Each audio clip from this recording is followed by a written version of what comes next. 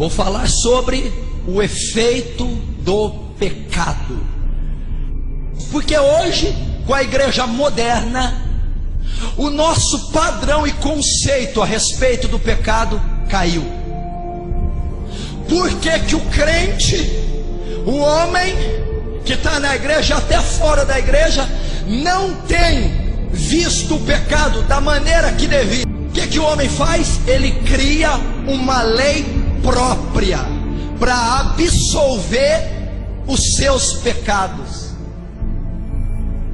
Quando ele cria essa lei própria, ele esconde atrás dela e ele passa a julgar a si próprio, e o pecado que era para ter um grande pesar, um grande efeito na vida dele, passa a não ter, porque ele se esconde atrás da sua lei que diz: não é tão grave assim, Deus ama a todos, no último dia ele me perdoa. Eu estou debaixo daquela lei, salvo uma vez, salvo para sempre.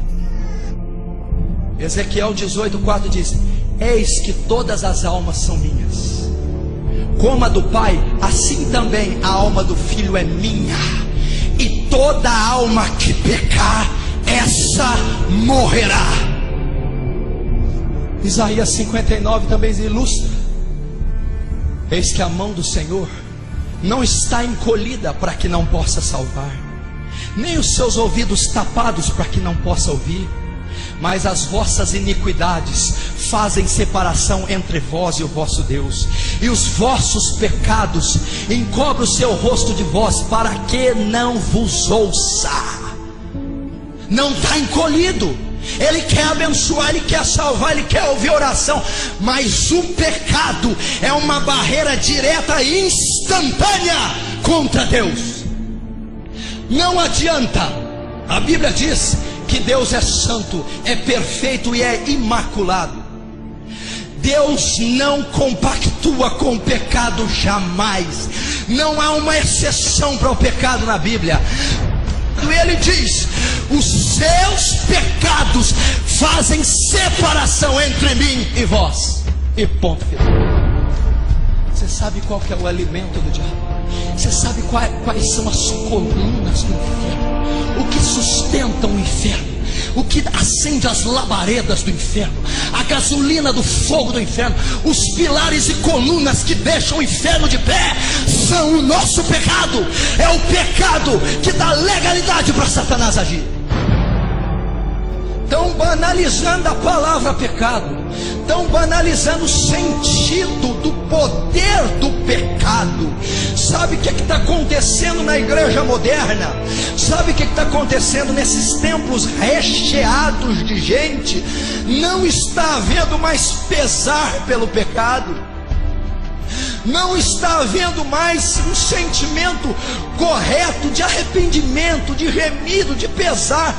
Quando nós pecamos, nós estamos nos acomodando ao nosso próprio pecado. Isso está totalmente errado. Isso não pode. Sabe por que o pecado está banalizado? Sabe por que não se tem temor mais em xingar, em mentir, em adulterar, em cobiçar, ou em viver em qualquer estilo de vida? Porque é assim que o cristão está vivendo. Ele está na lama do pecado, ele não sai da igreja, ele convive a vida dele totalmente normal. Sabe por quê? Falta de andar na presença de Deus, falta de comunhão íntima e profunda com Deus, falta de estar cheio do Espírito Santo. E uma pessoa que não tem pesar pelo pecado, não tem temor, ela não está cheia do Espírito Santo.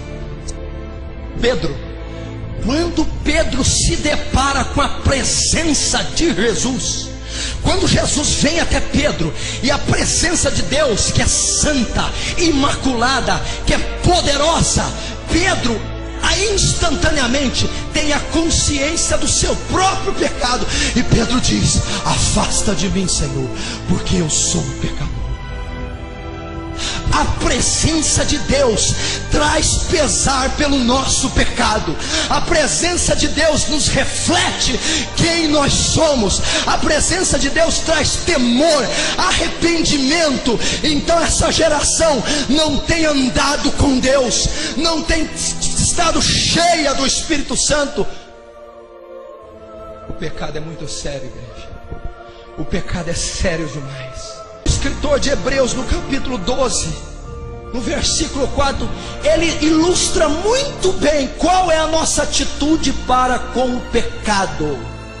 Hebreus 12, 4 diz: ainda não resististes até o sangue, combatendo contra o pecado. Ele está dizendo: sabe por que a igreja não tem vitória? Sabe por que o crente está fraco? Não resiste até o sangue, no combate árduo, direto contra o seu próprio pecado. É assim que o pecado deve ser visto. É um combate até o sangue, porque o pecado é o poder destruidor do homem. O pecado tem um poder destruidor que você não tem nem ideia. Meu filho, se você soubesse o poder do pecado, quando Deus fez a terra era perfeita. Não havia nada imperfeito na terra. Quando o pecado entrou, desorganizou o sistema da criação inteiro, desde as galáxias até o homem, o animal e o inseto. Tamanho é o poder e a eficácia que o pecado tem nessa terra. Meu filho, ninguém tem poder de te destruir. Satanás não pode, nunca vai te destruir. O homem nunca pode, nunca vai te destruir. Ninguém pode te destruir, ninguém pode te derrubar. Nada, nem ninguém, nem um poder nuclear, nem uma bala, nem um tiro de canhão, nem um demônio, os principados, ninguém.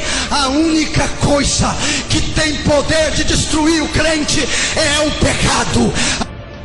A Bíblia diz, escuta o que Jesus, agora é Jesus que diz: se o teu olho faz pecar, arranca-o. É melhor entrar no céu sem um olho do que ir com os dois para o inferno. Se a tua mão te faz pecar, corta-a.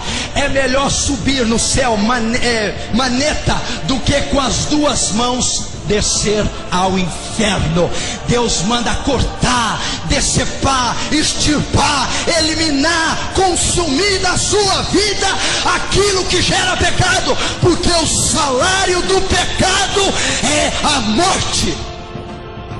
Quantos vão receber esse salário no final da vida?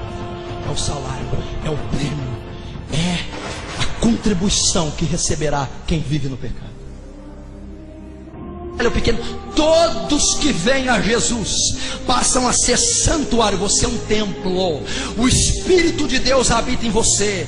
Você, quando converteu, foi separado, colocado à parte por Jesus Cristo. Você não faz parte desse mundo corrupto. O que é o mundo? É o sistema dirigido por Satanás. São dirigidos por mentes corruptas. Você não. Você foi resgatado da sua vã maneira de viver que herdou do Pai. Você foi trazido do império das trevas para o reino do Filho do seu amor. Você agora é nação santa, geração eleita, sacerdócio santo, povo adquirido de Deus. Você agora foi chamado para ser embaixador de Deus e não para o pecado.